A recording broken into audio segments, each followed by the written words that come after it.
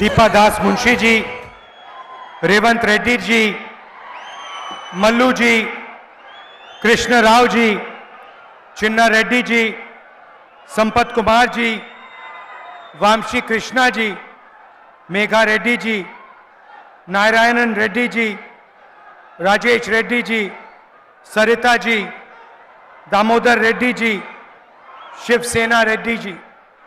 हमारे candidate Mallu Ravi ji, stage पे Congress party के वरिष्ठ नेता, हमारे प्यारे कार्यकर्ता, भाइयों और बहनों, प्रेस के हमारे मित्रों, आप सबका यहां बहुत बहुत गर्मी में स्वागत है। అందరికీ నమస్కారం। కాంగ్రెస్ పార్టీ కార్యకర్తలకు, ప్రెస్ మిత్రులకు అందరికీ చేతులు జోడించి నమస్కారాలు తెలియజేస్తా ఉన్నారు। ये चुनाव जो है, ये पहला ऐसा चुनाव है जिसमें कांग्रेस पार्टी और इंडिया गठबंधन संविधान की रक्षा कर रहे हैं और बीजेपी के लोग संविधान को बदलना चाहते हैं, खत्म करना चाहते हैं। ఈ ఎన్నికలు కాంగ్రెస్ పార్టీ మరి ఇండియా కూటమికి మరియు బీజేపీ మరియు ఎన్డీఏ కూటమికి మధ్య జరిగే ఎన్నిక। ఈ ఎన్నికలు ఒక సిద్ధాంతం కోసం పోరాటం జరిగే ఎన్నిక, ఒక ఆలోచన కోసం పోరాటం జరిగే ఎన్నిక అని మీకు తెలియజేస్తా ఉన్నాను। अगर देश में गरीब लोगों को कुछ मिला, पिछड़ों को, दलितों को, आदिवासियों को कुछ मिला, तो उसका कारण ये किताब हमारा संविधान है। ఈ దేశంలో మహిళలకు, బీదలకు, బడుగులకు, ఆదివాసీలకు, దళితులకు ఏదైనా లభించింది అంటే రాజ్యాంగం వల్ల లభించింది అని తెలియజేస్తా ఉన్నాము। अगर आपको सरकार में रोजगार मिलता है, अगर पब्लिक सेक्टर बना, अगर आपको आरक्षण मिला, तो सारा का सारा इस किताब के कारण मिला। इस किताब से पहले आपके लिए हिंदुस्तान में कोई अधिकार नहीं थे।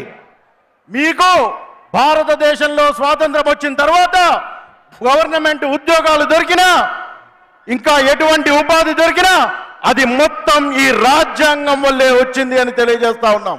हिंदुस्तान में 50% पिछड़े वर्ग के लोग हैं, 15% दलित हैं, 8% आदिवासी हैं, 5% गरीब जनरल कास्ट के लोग हैं, 15% माइनॉरिटी के हैं।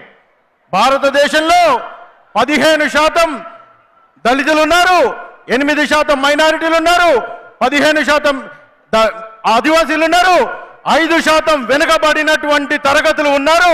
మొత్తం కలుపుకుంటే 50% మంది ఉన్నారు భారతదేశంలో అని చెప్తా ఉన్నాను। इन लोगों की रक्षा ये किताब करती है।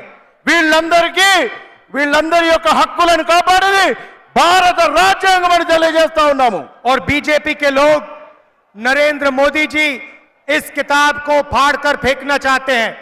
ఈ బీజేపీ ప్రభుత్వం, బీజేపీ కూటమి భారతదేశానికి సంబంధించినటువంటి రాజ్యాంగం అనే పుస్తకాన్ని నలిపివేయాలని చూస్తా ఉంది। ये किताब अंबेडकर जी और गांधी जी ने दी। ఈ పుస్తకం అంబేద్కర్ గారు, నెహ్రూ గారు, గాంధీ గారు కష్టపడి బీద ప్రజల కోసం, వాళ్ళ హక్కుల కోసం రాసినటువంటి పుస్తకం అని తెలియజేస్తా ఉన్నాం। कहा जा सकता है कि अंबेडकर जी, गांधी जी के बिना ये नहीं बन सकती थी। అంబేద్కర్ గారు, నెహ్రూ గారు, గాంధీ గారు లేకుంటే రాజ్యాంగం అనే పుస్తకం రచించబడబోయేది అని తెలియజేస్తా ఉన్నాం। बीजेपी अंबेडकर जी के काम को, गांधी जी के काम को नकारना चाहते हैं, खत्म करना चाहते हैं। ఈ బీజేపీ ప్రభుత్వం అంబేద్కర్ గారు, నెహ్రూ గారు, గాంధీ గారు కష్టపడి బడుగులు, బలహీనుల కోసం తయారు చేసినటువంటి రాజ్యాంగం అనే పుస్తకాన్ని చించివేయాలనే ప్రయత్నం చేస్తా ఉన్నారు అని తెలియజేస్తా ఉన్నాం। तो ये चुनाव इस किताब को बचाने का चुनाव है और कांग्रेस पार्टी और मैं आपको आश्वासन देते हैं कि इस किताब को कोई नहीं बदल सकता, कोई नहीं हटा सकता। ఈ పుస్తకాన్ని బీజేపీ ప్రభుత్వం, వాళ్ళ కూటమి చించివేయాలనే ప్రయత్నం చేస్తున్నారు। నేను, కాంగ్రెస్ పార్టీ, మా మిత్రులంతా కలిసి మీ హక్కులను కాపాడడం కోసం, ఈ పుస్తకాన్ని కాపాడడం కోసం మీకోసం పోరాటం చేస్తా ఉన్నానని తెలియజేస్తా ఉన్నాను. बीजेपी 2-3% लोगों की पार्टी है. బీజేపీ అనే పార్టీ 22 మంది కుటుంబాలను కాపాడడం కోసం ఏర్పడినటువంటి పార్టీ. जो भी नरेंद्र मोदी जी ने पिछले 10 साल में किया 22 लोगों के लिए किया. నరేంద్ర మోడీ గారు ఈ 10 సంవత్సరాల్లో చేసింది ఏంటంటే 22 కుటుంబాలను కాపాడే పని మాత్రమే చేశారు అని తెలియజేస్తా ఉన్నాం. अदानी जैसे अरबपतियों का उन्होंने लाखों करोड़ रुपए कर्जा माफ किया. అదానీ అంబానీల కోసం వాళ్ళ బ్యాంకు రుణాలను 16 లక్షల కోట్ల బ్యాంకు రుణాలను మాఫీ చేశారు నరేంద్ర మోడీ గారు అని తెలియజేస్తా ఉన్నారు. देश के सारे एयरपोर्ट, सारे पोर्ट्स, इंफ्रास्ट्रक्चर, डिफेंस इंडस्ट्री सारी की सारी इन्होंने एक व्यक्ति को पकड़ा दी.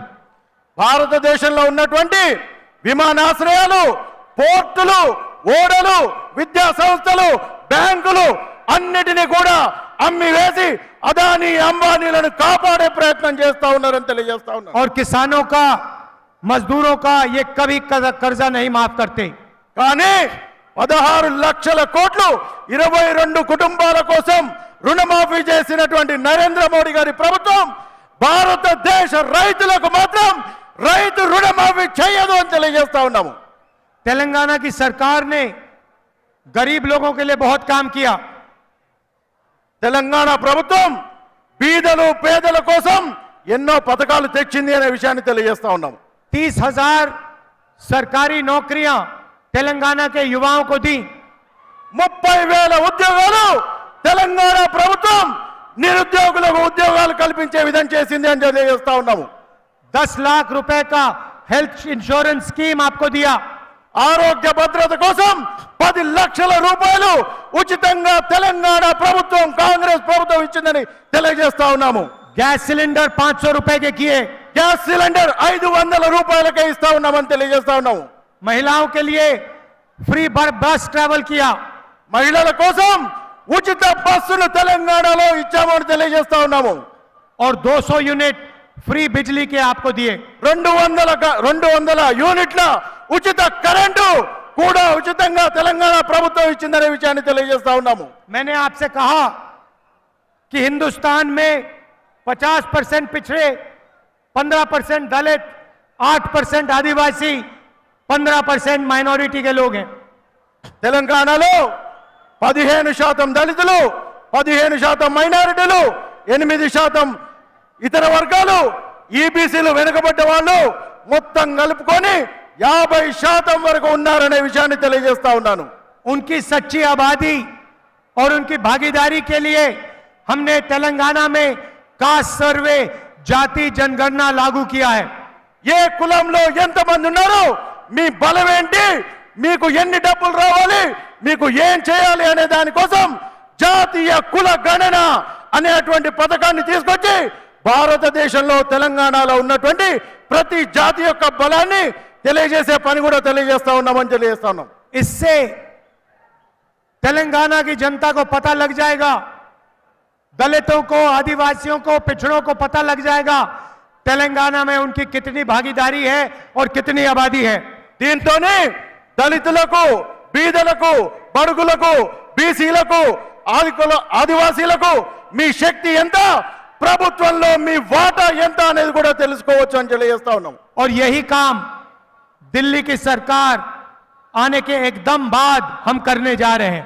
ఇదే పని, ఇదే పథకం ఢిల్లీలో కాంగ్రెస్ పార్టీ రాగానే అక్కడ కూడా చేస్తామని తెలియజేస్తా ఉన్నాము. और हम पता लगाएंगे कि इस देश के धन में कितना धन दलितों के हाथ में है, कितना आदिवासियों के हाथ में है, कितना पिछड़े वर्ग के हाथ में है. ఈ దేశంలో ఎంతమంది ఆదివాసీలు ఉన్నారు, ఎంతమంది బీసీ బిడ్డలు ఉన్నారు, ఎంతమంది ఎస్సీ ఎస్టీలు ఉన్నారు, మైనారిటీలు ఉన్నారు అనే విషయం తెలిసిన తర్వాత మీ భాగస్వామ్యం ఈ ప్రభుత్వంలో ఎంతుంటే అంతకు తగ్గట్టు మీకు వాటా వచ్చే విధంగా ప్రయత్నం చేసేటువంటి కుల గణనను తీసుకువస్తామని తెలియజేస్తా ఉన్నాము. छोटा सा उदाहरण देता हूं. हिंदुस्तान में सबसे बड़े मुद्दे महंगाई, बेरोजगारी, मगर मीडिया कभी इन चीजों के बारे में नहीं बोलती. భారతదేశంలో అతి పెద్ద సమస్యలు నిరుద్యోగం, ధరల పెరుగుదల. కానీ ఈ విషయాలను మన మీడియా సోదరులు పట్టించుకోరు అనే విషయాన్ని తెలియజేస్తా ఉన్నాం. क्योंकि मीडिया में ना एक पिछड़ा है, ना एक दलित है, ना एक आदिवासी है. ఎందుకంటే మీడియాలో ఒక్క దళితులు లేరు, ఆదివాసీలు లేరు, మైనారిటీలు లేరు, బీసీ బిడ్డలు లేరు అనే విషయాన్ని తెలియజేస్తా ఉన్నాము. हिंदुस्तान के तो 200 सबसे बड़ी कंपनियों में आपको एक दलित, एक आदिवासी, एक पिछड़े वर्ग का व्यक्ति नहीं मिलेगा. మీకు ఈ మీడియాకు సంబంధించినటువంటి పెద్ద పెద్ద కంపెనీల్లో ఒక్క బీసీ బిడ్డ కానీ, దళిత బిడ్డ కానీ, ఆదివాసీ బిడ్డ కానీ పెద్ద పెద్ద ఉద్యోగాలలో ఉండరు కాబట్టి ఉండరు అని తెలియజేస్తా ఉన్నాము.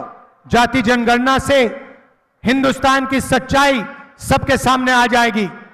జాతీయ జనగణనతోనే భారతదేశం యొక్క అసలైన కుల ముఖ చిత్రం బయటకు వస్తుంది అనే విషయాన్ని తెలియజేస్తా ఉన్నాను. और क्रांतिकारी राजनीति जाति जनगणना के बाद शुरू होगी. దాని తర్వాత ఒక విప్లవాత్మకమైనటువంటి భారతదేశ ముఖ చిత్రం భారతదేశానికి, భారతదేశ యువకులకు అవపడుతుందనే విషయం తెలియజేస్తా ఉన్నాం. बीजेपी रिजर्वेशन को खत्म करना चाहती है. बीजेपी रिजर्वेशन को खत्म करना चाहती है. బీజేపీ ప్రభుత్వం భారతదేశంలో రాజ్యాంగం వల్ల మీకు లభించినటువంటి రిజర్వేషన్లను తీసివేయాలనేటువంటి ప్రయత్నం చేస్తా ఉంది అని తెలియజేస్తా वो हमेशा से रिजर्वेशन के खिलाफ हैं. उनके बड़े बड़े नेता कहते हैं कि रिजर्वेशन खत्म होना चाहिए. आरएसएस के सबसे बड़े नेता ने कहा कि रिजर्वेशन को खत्म कर देना चाहिए. బీజేపీ ప్రభుత్వం వాళ్ళ నాయకులు ప్రతిసారి అవకాశం దొరికినప్పుడల్లా భారతదేశంలోని రిజర్వేషన్లను తీసివేయాలి అనే మాటలు ఎన్నోసార్లు ఎన్నో పత్రికల్లో, టీవీ ఛానళ్లలో ఇదే విషయాన్ని చెప్పారు. భారతదేశంలో రిజర్వేషన్లను తీసే ప్రయత్నం మళ్ళీ చేస్తా ఉన్నారనే విషయాన్ని చెప్తా. आज 50% से ज्यादा रिजर्वेशन नहीं दिया जा सकता. 50% कैप ऑन रिजर्वेशन. ఈ రోజు 50% రిజర్వేషన్లు అమల్లో ఉన్నాయి. बीजेपी चाहती है कि रिजर्वेशन बंद हो, खत्म हो. బీజేపీ ప్రభుత్వం రిజర్వేషన్లు తీసేయాలి, రిజర్వేషన్లను మూసేయాలి అనేటువంటి ఆలోచన చేస్తా ఉంది. ये जो 50% का कैप लगा रखा है, इसे कांग्रेस पार्टी तोड़ के हटा के फेंक देगी. భారతదేశంలో కాంగ్రెస్ పార్టీ ప్రభుత్వం రాగానే 50% రిజర్వేషన్ల కంటే మించి రిజర్వేషన్లు ఇస్తాది అనే విషయాన్ని చెప్తా ఉన్నాము. अगर आपके पिछड़ों की आबादी 50% है, दलित 15% है, आदिवासी 8% है, तो 50% के कैप का कोई मतलब नहीं है. భారతదేశంలో 15% దళితులు, 15% మైనారిటీలు, 8% ఇతర బిడ్డలు ఉంటే మొత్తం కలిపి ఇక్కడే ఒక 50% రిజర్వేషన్లు అయితా ఉందనే విషయం తెలియజేస్తా ఉన్నాను. आज मनरेगा के मजदूरों को 250 रुपए मिलता है. 250 रुपए मनरेगा को मिलता है. मनरेगा కార్మికులకు అంటే ఉపాధి హామీ కూలీలకు ప్రతిరోజు 250 రూపాయలు మాత్రమే వస్తా ఉంది అనే విషయాన్ని తెలియజేస్తా. हमारी सरकार आएगी तो उसे हम 400 रुपए कर देंगे. మన ప్రభుత్వం రాగానే, భారతదేశంలో కాంగ్రెస్ పార్టీ ప్రభుత్వం రాగానే ఉపాధి హామీ కూలీలకు 400 రూపాయలు ఇస్తామని చెప్తా ఉన్నాము. जो महिलाओं को, विधवा महिलाओं को पेंशन मिलता है, उसे हम दुगना कर रहे हैं. We are doubling old women's pension. మహిళలకు వాళ్ళకు రావాల్సినటువంటి చేయూత పథకాన్ని డబుల్ చేస్తాము అని చెప్తా ఉన్నాము. जो यहाँ महिलाएं आई हैं, आपसे मैं कुछ कहना चाहता हूं. ఇక్కడికి వచ్చినటువంటి మహిళలకు ఒక విషయాన్ని చెప్పదలుచుకున్నాను. 21वीं सदी में स्त्री और पुरुष दोनों जॉब करते हैं, मजदूरी करते हैं. భారతదేశంలోని అన్ని కుటుంబాల్లో మహిళలు, పురుషులు ఉద్యోగాలు చేస్తూ ఉంటారు. 8 घंटे आप घर से बाहर काम करती हैं, आपके पति, आपके भाई भी 8 घंटे बाहर काम करते हैं. మీ ఇంట్లో ఉన్నటువంటి ప్రతి ఒక్కరికి ఉద్యోగం వచ్చేటువంటి పరిస్థితి ఇవాళ ఉన్నటువంటి పరిస్థితుల్లో లేదనే విషయాన్ని తెలియజేస్తాం. मगर फिर आप 8 घंटे एक्स्ट्रा घर में काम करती हैं. They work 8 hours extra at home, women. కానీ మహిళలు బయట పని చేసి వచ్చిన తర్వాత, కూలి చేసి వచ్చిన తర్వాత కూడా 8 గంటలు ఎక్కువ పని చేస్తారు. ఇంట్లో వంటింట్లో పని చేస్తారు, ఇంకా ఇతర పనులు చేస్తారు అని చెప్తా ఉన్నాను. तो तेलंगाना के पुरुष 8 घंटा काम करते हैं, तेलंगाना की महिलाएं 16 घंटा काम करती हैं. భారతదేశంలోని పురుషులు మగవాళ్ళు 8 గంటలు పనిచేస్తే మహిళలు బయట 8 గంటలు, ఇంట్లో 8 గంటలు, మొత్తం 16 గంటలు పనిచేస్తారని చెప్తా ఉన్నాను. शायद ये बात पुरुषों को अच्छा ना लगे, मगर ये हिंदुस्तान की सच्चाई है. ఇది ఎవరు ఒప్పుకున్నా ఒప్పుకోకపోయినా ఇది మాత్రం నిజమనే విషయాన్ని తెలియజేస్తా ఉన్నాను.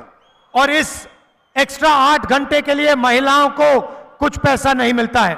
కానీ ఈ 8 గంటలు పనిచేసిన ఎక్కువ పనితనానికి మాత్రం ఎక్కడవంటి చెల్లింపు ఉండదు అనే విషయాన్ని చెప్తా ఉన్నాను.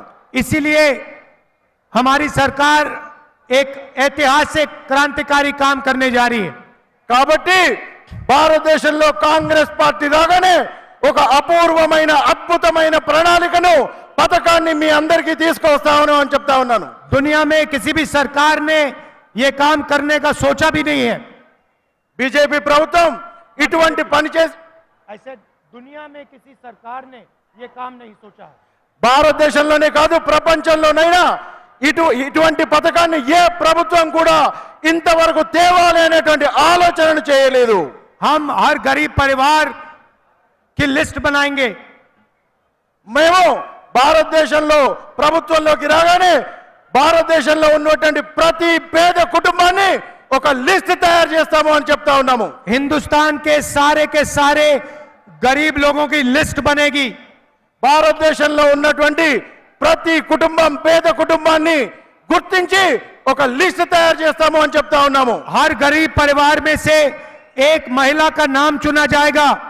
ప్రతి పేద కుటుంబంలో నుంచి ఒక మహిళను గుర్తిస్తాము అని తెలియజేస్తా ఉన్నాము. और उस महिला के बैंक अकाउंट में साल का 1 लाख रुपया हमारी सरकार डाल देगी. భారతదేశంలో కాంగ్రెస్ పార్టీ ప్రభుత్వంలోకి రాగానే ప్రతి బీద కుటుంబం నుంచి ఒక అక్కకు ఒక మహిళకు ₹1,00,000 ప్రతి సంవత్సరం డిపాజిట్ చేస్తాము వాళ్ళ బ్యాంక్ అకౌంట్ లో చెప్తా ఉన్నాము. 8,500 रुपए हर महीने, खटाखट साल के 1 लाख रुपए. ప్రతి సంవత్సరం ప్రతి నెల ₹8,500 టకాటక్ అని మీ బ్యాంక్ అకౌంట్లలో డిపాజిట్ అవుతుంది అని తెలియజేస్తా ఉన్నాము. अगर मोदी 22 अरबपति बना सकता है तो हम करोड़ों लाखपति बना सकते हैं. మోడీ గారు 22 మందిని 22 కుటుంబాలను బాగా ధనవంతులను చేస్తే నేను భారతదేశంలో ఉన్నటువంటి ప్రతి కుటుంబాన్ని ధనవంతులను చేసే పని చేస్తాను అని చెప్తా ఉన్నాను. नरेंद्र मोदी जी ने हिंदुस्तान के युवाओं को बेरोजगार बनाया. నరేంద్ర మోడీ గారు భారతదేశంలో ఉన్నటువంటి చదువుకున్నటువంటి విద్యార్థులను నిరుద్యోగంలో ఉంచారు, నిరుద్యోగులుగా మిగిల్చారని చెప్తా मैं ఉన్నాను. 4000 किलोमीटर कन्याकुमारी से कश्मीर चला, रास्ते पे लाखों बेरोजगार युवा मिले, कहते हैं नरेंद्र मोदी ने हमें बर्बाद कर दिया. నేను కశ్మీర్ నుంచి కన్యాకుమారి వరకు భారత్ జోడో యాత్ర 4000 కిలోమీటర్లు నడిచినప్పుడు ఎంతో మంది యువకులు తమ బాధలు చెప్పారు. మేము పీజీలు చదువుకొని పిహెచ్డీలు చదువుకొని ఉద్యోగం లేక నిరుద్యోగులుగా మిగిలిపోయామనే విషయాన్ని చెప్పారు. उन सब युवाओं से मैं कहना चाहता हूं, हम आपके लिए एक नया स्कीम, पहली नौकरी पक्की वाला स्कीम ला रहे हैं. అటువంటి నిరుద్యోగులకు నేను ఇక్కడి నుంచి చెప్తా ఉన్నాను, మొదటి ఉద్యోగం పక్కా అనే విషయాన్ని తెలియజేస్తా ఉన్నాను. अमीर लोग के बेटे अप्रेंटिसशिप करते हैं. जॉब मार्केट में जाने से पहले 6-7 महीने की उनको टेम्पररी नौकरी मिलती है. వారు పీజీ గాని డిగ్రీ గాని పూర్తి చేసిన తర్వాత మొట్టమొదటి ఉద్యోగంలో అన్ని ప్రభుత్వ ఉద్యోగాల్లో ఎక్కడైనా సరే యూనివర్సిటీలో కానీ ఆసుపత్రుల్లో కానీ వారికి మొదటి ఉద్యోగం పక్కాగా ఉంటుందనే విషయం తెలియజేస్తా ఉన్నాను. ये मौका हिंदुस्तान के बेरोजगार ग्रेजुएट्स को, डिप्लोमा होल्डर्स को नहीं मिलता. ఈ ఉద్యోగం ఏ నిరుద్యోగులు డిప్లొమా హోల్డర్లు పీజీలు చదివినటువంటి వాళ్లకు మొట్టమొదటిగా పక్కా ఉద్యోగం వస్తుందనే విషయం తెలియజేస్తా ఉన్నాను. इसीलिए हमारी सरकार हिंदुस्तान के सारे बेरोजगार ग्रेजुएट्स को पहली नौकरी का अधिकार देने जा रही है. కాబట్టి కాంగ్రెస్ పార్టీ ప్రభుత్వంలోకి రాగానే విద్యార్థులకు నిరుద్యోగులకు మొదటి ఉద్యోగం పక్కా అనేటువంటి పథకాన్ని పూర్తి స్థాయిలో అమలు చేస్తుంది అనే విషయాన్ని చెప్తా ఉన్నాము. करोड़ों युवाओं को इस स्कीम का फायदा होगा। చాలా మంది కోట్ల మంది యువకులకు నిరుద్యోగులకు ఈ పథకం ద్వారా లబ్ధి చేకూరుతుంది అనే విషయాన్ని చెప్తా ఉన్నాము। प्राइवेट सेक्टर में, पब्लिक सेक्टर में, सरकारी अस्पतालों में, सरकारी ऑफिसेज में, सरकारी कॉलेज यूनिवर्सिटी में नौकरियां मिलेंगी। మొట్టమొదటి ఉద్యోగం ప్రభుత్వ కంపెనీలు, ప్రైవేట్ కంపెనీలు, విశ్వవిద్యాలయాలు, ఆసుపత్రులు, ఇతర ప్రైవేట్ సంస్థల్లో మొట్టమొదటి ఉద్యోగం గ్రాడ్యుయేట్లకు, పీజీలకు, డిప్లొమా చదివిన వాళ్లకు తప్పనిసరిగా వస్తుంది అనే విషయాన్ని తెలియజేస్తా ఉన్నాం। 1 साल की नौकरी होगी और साल के 1 लाख रुपए हर ग्रेजुएट के बैंक अकाउंट में डाले जाएंगे। మొట్టమొదటి ఉద్యోగం ఒక సంవత్సరం ఇన్ని ప్రభుత్వ సంస్థల్లో, ప్రైవేట్ సంస్థల్లో ఉంటుంది। జీతం కింద 1 లక్ష రూపాయలు మీ బ్యాంక్ అకౌంట్ లో డిపాజిట్ అవుతామని తెలియజేస్తా ఉన్నాము। 8,500 रुपए महीने के, 1 लाख रुपए साल के, 8,500 రూపాయలు ప్రతి నెలకు, సంవత్సరానికి 1 లక్ష రూపాయలు మీ బ్యాంక్ అకౌంట్ లో వస్తాయని చెప్తా ఉన్నాను। और हिंदुस्तान को दुनिया की सबसे बेहतरीन ट्रेंड वर्कफोर्स मिलेगी। భారతదేశానికి నైపుణ్యమైనటువంటి యువ శక్తి కూడా అభివృద్ధి చెందుతుంది, తయారవుతుంది అనే విషయాన్ని తెలియజేస్తా ఉన్నాను। किसानों के बारे में थोड़ा सा बोलना चाहता हूं। किसानों के बारे में थोड़ा बोलना चाहता हूं। కిసానం రైతుల గురించి ఇప్పుడు కొన్ని విషయాలు చెప్పాలనుకుంటాను। नरेंद्र मोदी जी ने आपका कर्जा नहीं माफ किया। నరేంద్ర మోడీ గారు రైతు రుణమాఫీ మీకు చేయలేదు। याद रखिए, जब हमारी सरकार थी दिल्ली में, हमने आपका कर्जा माफ किया था। భారతదేశంలో కాంగ్రెస్ పార్టీ ప్రభుత్వంలోకి రాగానే మీకు రైతు రుణమాఫీ చేస్తామనే విషయాన్ని తెలియజేస్తా ఉన్నాము।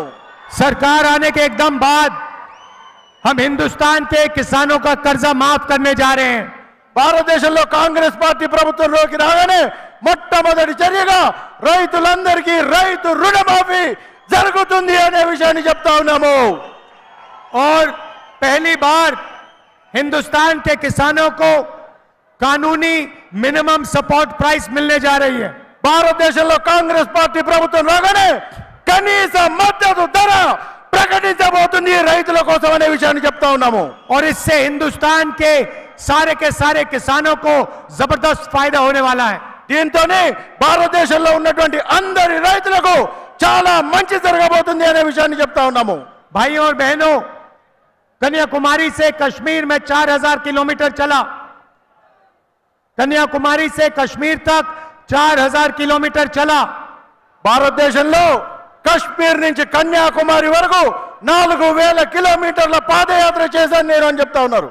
बीजेपी ने देश में नफरत फैलाई।